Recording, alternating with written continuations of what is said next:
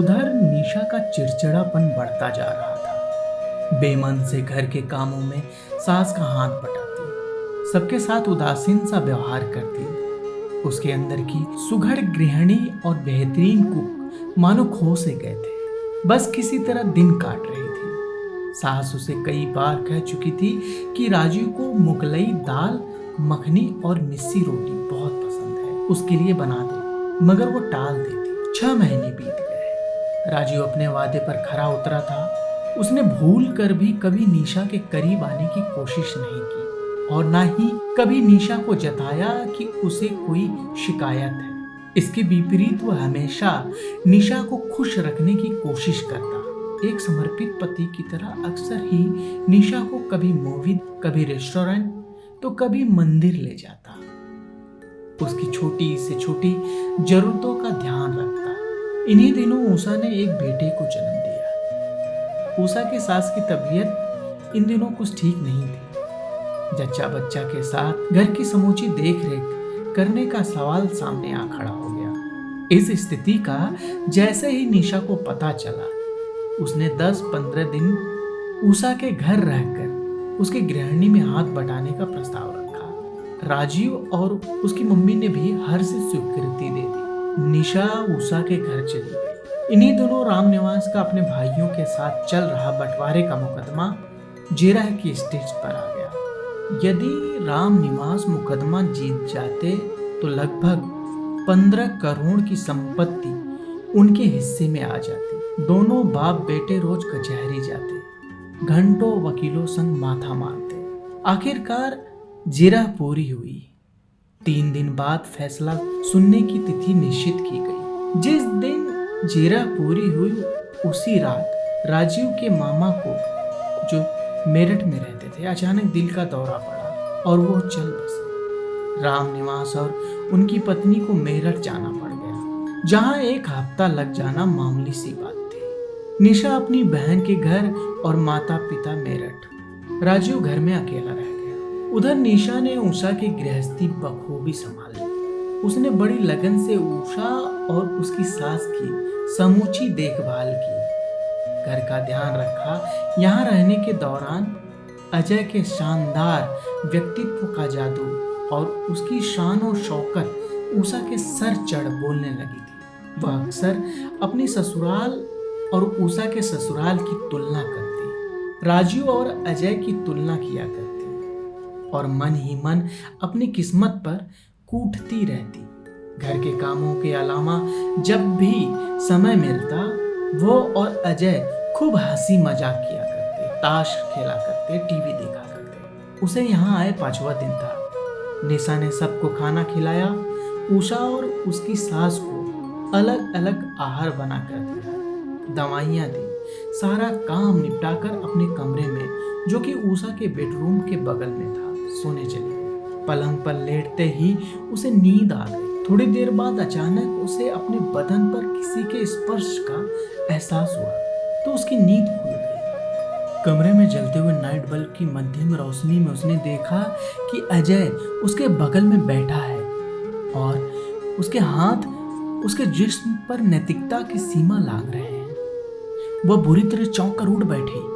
उसकी जुबान को ताला सा लग गया। कुछ समझ नहीं पा रही थी कि क्या बोले। उसकी चुप्पी का अजय ने कुछ और ही मतलब समझा। उसका हौसला और बढ़ गया। उसने निशा के चेहरे को बाहों के घेरे में लेकर उसके होठों को चूमने की कोशिश की और कान में फुसफुसाया, आई लव यू निशा, आओ इस रात को रंगीन बना दे। अजय के कुत्सित इरादों को भांपते ही निशा जैसे सकते की हालत से बाहर निकली। वह तड़प कर उससे परे होती हुई अजय के चेहरे पर एक जोरदार तमाचा लगाया और नफरत भरे स्वर में बोली, चुपचाप निकल जाओ यहाँ से। अगर मुझे उषा का ख्याल न होता तो सारे घर के सामने आपको नंगा कर देती। Get out. जिल्लत और शर्म से भरकर अजय चुपचाप कमरे से बाहर निकल गया। उसके बाहर जाते ही निशा बिलक पड़ी। आज मानो एक छंद दुनिया से बाहर निकली थी। अजय की जिस छवि के सम्मोहन ने उसकी सोच को जकड़ रखा था, वह आज तार तार हो गई। रोते रोते उसके जहन पर राजीव का निष्पाप चेहरा उभरा। तो अजय जितना सुंदर भले ही ना हो, मगर उससे सच्चाई का नूर टपकता था। उसके जेहन पर राजीव से जुड़ी यादें उभरने लगी। कैसे उसने बेकसूर होते हुए भी बिना शिकायत निशा की ज्यादती सही थी। कैसे वह हर वक्त उसकी खुशियों की परवाह किया करता था। उसे याद आया कि पिछले दिनों एक शादी समारोह में अजय जहां गर्भवती उषा को अकेला छोड़कर लड़कियों के साथ चुहलबाजी, फ्लर्ट और मस्ती में डूबा था, वहीं राजीव सारे समारोह में उसके साथ साथ रहा था। राजीव के लिए तो मानो निशा के आगे दुनिया खत्म थी। बड़ी मुश्किल से सदियों की तरह लंबी वो रात गुजरी। सुबह होते ही निशा ने अपना सामान पैक किया और उषा की सास के कमरे में जाकर कहा, आंटी जी मेरा मन जरा ठीक नहीं है, मैं घर जा रही हूँ, आप उषा को बता देना। और उसका जवाब सुनने से पहले ही वो बैग उठाकर घर से बाहर निकल गई और टैक्सी पकड़कर सीधे अपने घर पहुंची। सुबह के 8 बज रहे थे। राजीव घर पर अकेला बैठा ड्राइंग रूम में टीवी देख रहा था। निशा को देखकर वह हैरान रह गया। अरे तुम तो 8-10 दिन के बाद आने वाली थी। मेरा मन नहीं लगा वहां, इसलिए लौटा। आपने नाश्ता कर लिया? वो अपने पन भरे स्वर में बोली। नहीं, अभी तो बस उठा हूँ। आज हमारे बंटवारे का मुकदमे का फैसला आना है। 9 बजे कचहरी जाना है, वहीं से दुकान पर चला जाऊंगा। शायद आज लंच के लिए घर ना आ सकूं, बाहर ही कुछ खा लूंगा। आप तैयार हो जाइए, मैं नाश्ता बना देती हूँ। राजू ने सहमति से सिर हिलाया, टीवी ऑफ किया और बाथरूम में घुस गया। ड्राइंग रूम में अकेली खड़ी निशा ने सारे घर पर निगाह दौड़ाई।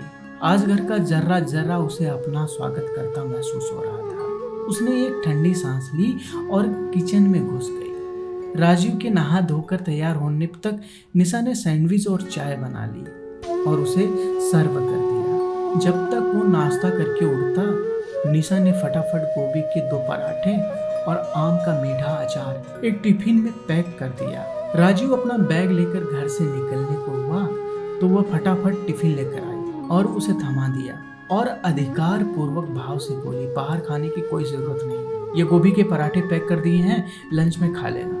निशा के बदले अंदाज राजीव को महसूस हो रहे थे। जरूर ये उसका वहम है, उसने मन ही मन सोचा। फिर भी मन में एक अजीब से हर्ष का अनुभव करता उसने टिफिन बैग में रखा और विदा हो गया। पीछे घर में निशा अकेली रह गई। उसने चारों ओर निगाहें दौड़ाई।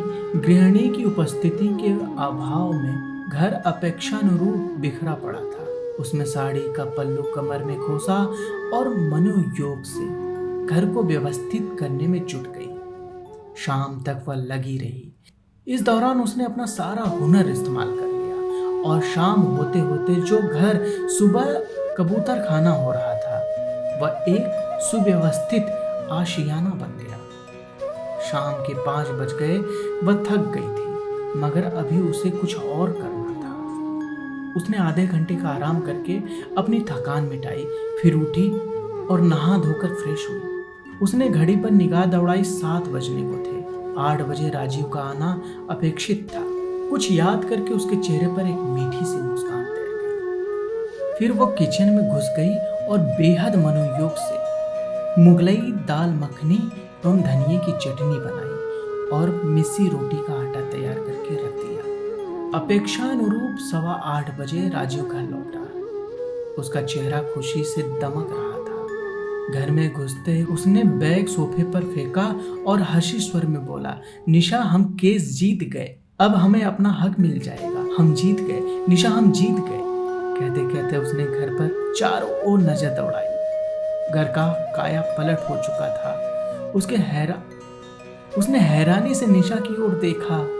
निशा ने मुस्कुराकर सिर झुका लिया और मन ही मन बोली, हाँ राजीव, आप जीत गए। अब आपको आपका हक जरूर मिलेगा। आप हाथ मुंह धो लीजिए, मैं खाना लगाती हूँ। वह प्रत्यक्ष बोली, आज इतनी बड़ी खुशी का दिन है, हम साथ खाएंगे। राजीव को कानों पर विश्वास नहीं हुआ। हाँ क्यों नहीं, वो प्रसन्नता से बोला, क्या बनाया आज? उसने पूछा। दाल मखनी और मिस्सी की रोटी। निशा मीठी मुस्कुराहट के साथ बोली, खास मेरी पसंद का खाना। राजीव हैरान होता हुआ मंत्रमुग्ध सा वो समझ नहीं पा रहा था कि इतने बड़े केस में मिली जीत की खुशी मनाए या निशा के बदले व्यवहार की। थोड़ी देर बाद दोनों ड्राइंग रूम में फर्श पर ही बैठकर एक ही थाली में डिनर कर रहे थे। खाना इतना जायकेदार बना था कि राजीव उंगलियां चाटता रह गया। आज खाने के जायके में एक मजे हुए कुक के हुनर के साथ साथ अपनी प्रियतमा के मनोहार का तड़का भी साथ साथ था। अजय की आत्मा तक तृप्त हो गई। खाने के बाद निशा ने बर्तन वगैरह हटाए और फिर अजय से बड़े मनोहार भरे स्वर में बोली, मेरा आइसक्रीम खाने का बड़ा दिल कर रहा है, आप क्वालिटी बूथ से कसाटा का पैक मेरे लिए ला दोगे प्लीज? अरे इतनी सी बात, राजू प्रसन्नता से बोला। उसके लिए यही बहुत था कि निशा उससे किसी काम के लिए बोल रही थी। देखो इस समय तो आइसक्रीम जनकपुरी मोड़ पर ही मिलेगी, आने जाने में कोई आधा घंटा लग जाएगा, तब तक तुम टीवी देखो, मैं आइसक्रीम लेकर आता हूँ। कहकर राजू ने कार की चाबी उठाई और फ्लैट से बाहर निकल गया। यही तो निशा चाहती थी। उसके जाते ही निशा अपने कमरे में गई, अलमारी खोली और अपनी शादी का जोड़ा निकाल लिया। आज उसे फिर से दुल्हन बनना था। वह खुद का श्रृंगार करने में लग गई। आधे घंटे बाद दुल्हन के जोड़े में सजी उसने अपना रूप आईने में देखा तो अपने हुस्न के जलवे को देखकर खुद ही शर्मा गई। फिर वह उसी पोज में बेड पर बैठ गई जैसे अपनी सुहाग रात के समय बैठी थी और विरहणी की तरह अपने पति की प्रतीक्षा करने लगी। उसका रोम रोम आज राजू के प्रति समर्पण के भाव में सुलग रहा था। तभी उसे बाहर से राजीव की आवाज सुनाई दी, निशा निशा, अरे भाई कहाँ हो? आवाज लगाता हुआ वह बेडरूम में आया। वहां का नजारा देखते थम कर खड़ा हो। उसे अपनी आंखों पर विश्वास नहीं हो रहा था। उसे लगा कि वह कोई सपना देख रहा है। दुल्हन की तरह सजा कमरा और दुल्हन के जोड़े में सजी निशा, सारा मंजर अपनी कहानी खुद कह रहा था। पलंग पर बैठी निशा का रूप अप्सराओं को मात कर रहा था। निशा धीरे से उठी और उसके पास चलकर आई। उसने अजय के हाथों में आइसक्रीम का पैकेट लेकर टेबल पर रख दिया और नजरें नीचे किए हुए बोली, मेरे गुनाह की जो सजा आप मुझे दोगे मंजूर है, मगर आप अपने दिल से मुझे कभी मत निकालना। कहते हुए उसकी कमल जैसी आंखों से दो मोती निकलकर गालों पर लटक आए। राजू कंपित स्वर में बोला, निशा, मैं कहीं सपना तो नहीं देख रहा, तुमने मुझे स्वीकार कर लिया। निशा ने अपनी गोरी बाहें राजू के गर्दन के इर्द गिर्द लपेट ली और भावहीन स्वर में बोली, मुझ जैसे बददिमाग लड़की को आपने स्वीकार कर लिया, कभी नफरत की नजर से देखा तक नहीं। ये तो मेरा सौभाग्य है राजू, मैं आप जैसे देवता पुरुष के काबिल कहाँ हूँ। राजू ने आतुर भाव से उसे बाहों में भर लिया। निशा लता की तरह उसे लिपटती गई। वक्त जैसे थम गया। कितनी ही देर दोनों यूं ही आलिंगनबद्ध खड़े रहे। फिर निशा ने राजू के कानों में प्यार भरे स्वप्निल स्वर के साथ कहा, उषा को बेटा हो गया, अब हम भी मम्मी पापा बनेंगे। राजू भाव विभोर स्वर में बोला, हाँ, मगर मुझे बेटी चाहिए, तुम्हारे जैसी नहीं, आप जैसी। मेरी जैसी हुई तो नक्शड़ी बनेगी। वो हंसते हुए बोली। राजू भी हंस पड़ा। दोनों ने पलंग की ओर नजर उठाई। निशा ने शर्मा कर सिर झुका लिया। राजू ने उसे अपनी बलिष्ठ बाहों में उठाया और पलंग की ओर बढ़ चला। सड़क पार दूर कहीं लाउड स्पीकर पर गाना बज रहा था, दो सितारों का जमी पर है मिलन आज की रात। आइसक्रीम उपेक्षित सी पड़ी पिघलती रही। आज उनकी सुहाग रात थी। नमस्कार दोस्तों, अभी आप सुन रहे थे कहानी सुहाग रात। यह कहानी का आखिरी भाग था। इस कहानी के लेखक है संजय अग्रवाल। यह कहानी आपको कैसी लगी कृपया कमेंट करके हमें ज़रूर बताएं। यदि आपको पसंद आई है तो लाइक ज़रूर करें और चैनल को सब्सक्राइब कर दीजिए। धन्यवाद।